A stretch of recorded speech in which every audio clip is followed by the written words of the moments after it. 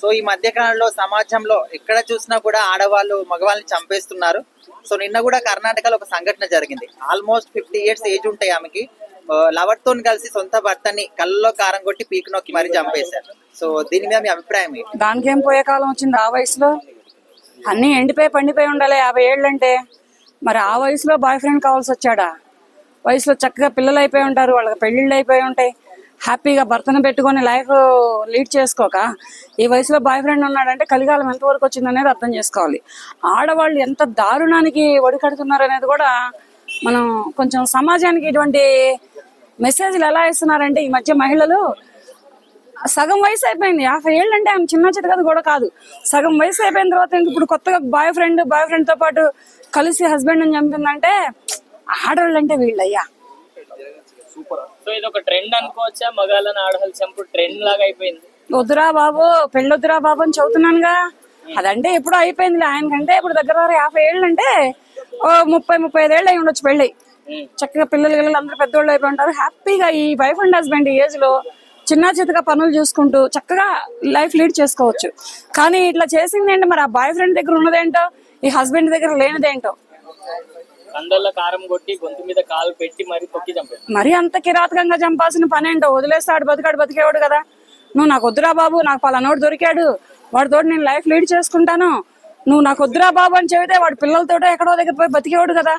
ఆ బ్రతకనేకుండా మరీ కళ్ళల్లో కారం కొట్టి మరీ గొంతు మీద కాలేసి తొక్కి అంతటి దుర్మార్గానికి ఇప్పుడు ఈ సమాజంలో మహిళలు ఇలాంటి దుర్మార్గాలకు దిగబడుతున్నారంటే మంచి మెసేజ్ ఇస్తున్నారు. మహిళలే సమాజానికి ఇటువంటి మెసేజ్ ఇస్తున్నారంటే ఇక రాబోయే కాలం ఎలా ఉంటుంది అనేది కూడా మనం కొంచెం ఊహించుకుంటే ఇది చాలా దారుణం. వయసు ఏంటి, ఉన్నదేంటి, ఈ వయసులో ఆమెకు బాయ్ ఫ్రెండ్ ఏంటి, ఏం చేసుకుందాం అని హస్బెండ్ అని చంపింది. ఇప్పుడు ఈ బాయ్ ఫ్రెండ్ ఏమో తిరుగుతారా బయట? తిరగరుగా. మరి తిరగనప్పుడు చంపడం ఎందుకు? వదిలేసుకుంటే తిరిగేవాళ్ళేమోగా. వదిలేసినట్లయితే ఎక్కడో దగ్గర తిరిగి ఆ రాష్ట్రం కాకపోతే ఇంకో రాష్ట్రం, ఇంకో రాష్ట్రం కాకపోతే ఇంకో రాష్ట్రం ఎక్కడైనా బ్రతకగలిగే అవకాశం ఉండేది. కానీ చంపడం వాళ్ళు ఇద్దరిని లోపలేశారు కదా. ఇప్పుడు ఇద్దరు కలిపి లోపల ఆడతారు గేమ్. మేడం ఈ మధ్య ఇది ఒక ట్రెండ్ అయిపోయింది. అంటే వాళ్ళ లవర్ల కోసం కన్న బిడ్డల్ని కావచ్చు, కట్టుకున్న భర్తల్ని కావచ్చు, కన్న తల్లను కూడా చంపేస్తున్నారు. అంటే ఆడవాళ్ళు ఈ విధంగా ఎందుకు తయారవుతున్నారు అనుకోవచ్చు? కామ పిశాచులు అయిపోయారు. ఏం చేస్తారు? కామానికి బలి పశువులు అయిపోతున్నారు మగాళ్ళు ఇప్పుడున్న జనరేషన్ బట్టి. అయినా ఇప్పుడు అన్నట్లు ఇంత ముందులో కూడా ఆడవాళ్ళు అణిగిమణిగి ఉండేవాళ్ళయా? ఏంటంటే తల్లిదండ్రులు ఫస్ట్ వాళ్ళ పరువు కోసం అణిగిమణిగి ఉండేవాళ్ళు, పెద్ద అయ్యే కొలది అన్నదమ్ముల పరువు కోసం అణిగిమణిగి ఉండేవాళ్ళు, తర్వాత పెళ్లి అయితే భర్త కోసం అణిగిమణిగి ఉండేవాళ్ళు, తర్వాత పిల్లలు పుడితే వాళ్ళ కడుపున పుట్టిన పిల్లల్ని వాళ్ళ చేతులతో వాళ్ళు చంపుకోవడానికి వాళ్ళ కోసమే అణిగిమణిగి ఉండేవాళ్ళు. ఇప్పుడు అలా లేరు మహిళలు. పొతేపేరు అమ్మ నాన్నలు, పొతేపేరు తోడబుట్టినోళ్ళు, పొతేపేరు 3 పిల్లలు, మాకు మాత్రం కావాలి. ఒక్కొక్క ఆడది ఇద్దరేసిన మెయింటెనెన్స్ చేస్తుంది. ఒకప్పుడు అమ్మాయిలు 4 మెయింటెనెన్స్ చేస్తున్నారు. 40 దాటిన ఆడవాళ్ళు 2 మెయింటెనెన్స్ చేస్తున్నారు. ఇద్దరైతేనే సరిపోతారు, ఒకళ్ళైతే సరిపోరు. ఇప్పుడు ప్రస్తుతానికి ఇప్పుడున్న జనరేషన్ లో 40 ఏళ్ళు వచ్చిన మహిళకే గానీ 30-35 ఏళ్ల దగ్గర నుంచి ఉన్న మహిళలకే గానీ ఒకళ్ళు సరిపోరు, 2 కావాలి. ఒకడు ఇంట్లో మొగుడు, ఇంకొకడు వీధిలో ప్రియుడు. ఇలా ఉంటే వాళ్ళకి సరిగ్గా సరిపోతారు. ఇక అమ్మాయిలు అయితే చెప్పక్కర్లా. పొద్దున పూట ఒకళ్ళు, లంచ్కి ఒకళ్ళు, ఈవినింగ్ 4 o'clock కి స్నాక్స్ ఒకళ్ళు, నైట్ కి ఫంక్షన్ కి ఒకళ్ళు. ఫంక్షన్ వాడు మెయిన్. వీళ్ళందరూ చెమ్మగాళ్లే.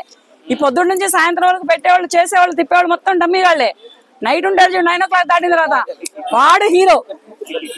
అట్లాంటి వాళ్ళకైతే వీళ్ళు సరిగ్గా సరిపోతున్నారు. కానీ లేకపోతే వీళ్ళ వయసులేంటి, వీళ్ళ అసలు సిగ్గు శరం ఏమైనా ఉన్నాయా?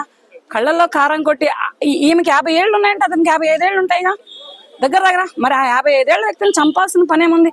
వదిలేస్తే తను బ్రతికేవాడో లేకపోతే చచ్చిపోయేవాడో లేకపోతే ఏదైనా రాష్ట్రం విడిచిపెట్టి ఊరు విడిచిపెట్టి వెళ్ళిపోయాడు. చంపి ఏం చేసింది? లోపల వీళ్ళిద్దరూ కలిపి కడ్డీలు లెక్క పెట్టకుండా కూర్చున్నారు.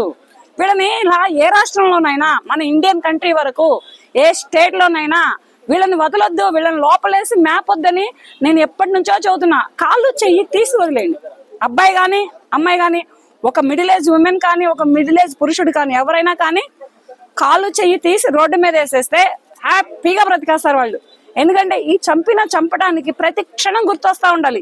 ఈ భర్తని చంపినా, ప్రియుడిని చంపినా, పిల్లల్ని చంపినా, ఎవరిని చంపినా, ప్రియురాలని చంపినా, భార్యను చంపినా, అమ్మా నాన్నలను చంపినా ఎవరిని చంపినా గానీ కాళ్ళు చెయ్యి తీసి రోడ్డు మీద వదిలేస్తే వీళ్ళు చేసిన పనికి, వీళ్ళు బ్రతికిన బ్రతుకుకి, వీళ్ళు చేసిన తప్పుకి లైఫ్ లాంగ్ ప్రతి క్షణం గుర్తు రావాలి.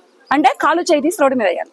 ఒక మహిళగా మీరేం చెప్తారు ఇలా మహిళలు ఇలా చేసేదాన్ని? ఒక లెక్క చెప్పాలంటే నేను సిగ్గుతో తలదించుకుంటున్నాను. ఎందుకంటే ఒక మహిళగా ఇటువంటి మహిళలు మన ఇండియన్ కంట్రీలోనే ఇలా తయారవుతున్నందుకు, మన ఇండియన్ కంట్రీలో సరైన చట్టాలు, సరైన న్యాయాలు, సరైన శిక్షలు లేకపోవడం వల్లనే ఇలా పేటరిల్లిపోతున్నారు ఇవాళ ఉన్నటువంటి మహిళలే. కానీ అబ్బాయిలు కూడా ఉన్నారు అనుకో, అబ్బాయిలు కూడా లేరని చెప్పుకోవద్దు. 10% అబ్బాయిలు ఉంటే 90% లేడీస్ ఉన్నారు, మహిళలే ఉన్నారు. వాళ్ళు అబ్బాయిలే కావచ్చు, ఒక మిడిల్ ఏజ్ పురుషులే కావచ్చు, ఎవరైనా కావచ్చు. కానీ 10% జెంట్స్ ఉంటే 90% మహిళలు ఉన్నారు. మహిళలకు ఏం చెప్తారు మీ సైడ్ నుంచి? నా సైడ్ నుంచి చెప్పేది ఏం లేదు. అబ్బాయిలైనా అంకుల్స్, అబ్బాయిలు అంకుల్స్ జాగ్రత్త. ఆంటీ వెనక మళ్ళీ బాయ్ ఫ్రెండ్ ఉన్నాడని చూసుకోండి, అమ్మాయి వెనక మళ్ళీ బాయ్ ఫ్రెండ్ ఉన్నాడని చూసుకోండి. మీ ప్రాణాలు మీరు కాపాడుకోండి. పెళ్ళైతే వద్దురా బాబు, వాడుకొని వదిలేరా బాబు.